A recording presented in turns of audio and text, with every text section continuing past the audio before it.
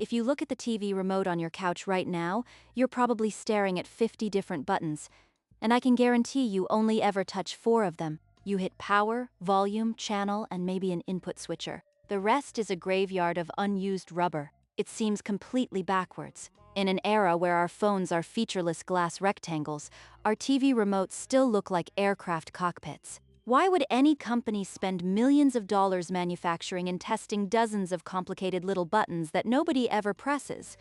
The answer starts with a very human quirk called additive bias, or what product designers refer to as feature creep.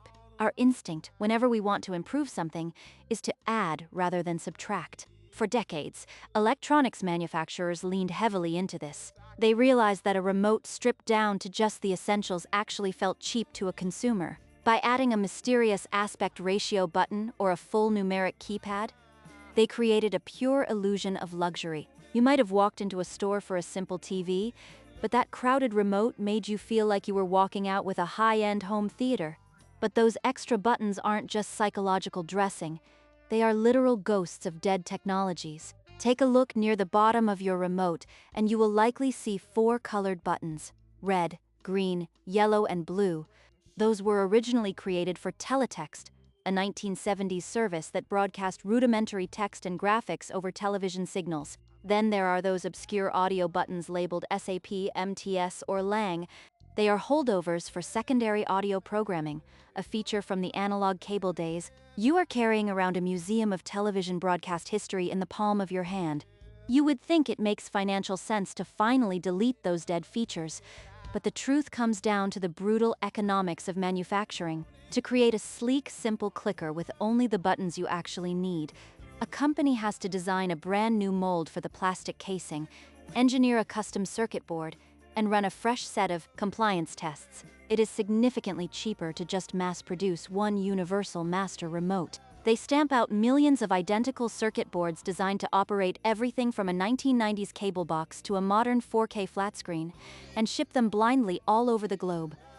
That cost-cutting explains the old buttons, but something far more lucrative is driving the new ones. Notice those branded shortcut buttons for Netflix, Hulu, or Disney Plus at the very top. Your remote is no longer just a tool to control your television. It is highly contested, premium advertising real estate. Those streaming platforms aren't there because the TV manufacturer wanted to do you a favor and make your life more convenient. They are there because they paid a premium for a permanent billboard right on your coffee table. The numbers behind that placement are staggering. Back in 2019, industry reports revealed that streaming services pay hardware makers like Roku $1 per customer just to have a dedicated, unremovable button on the device. When you multiply that by tens of millions of households, you realize that the plastic slab in your living room isn't an accessory at all. It is a continuous revenue stream. The remote control is monetizing you before you even turn the screen on.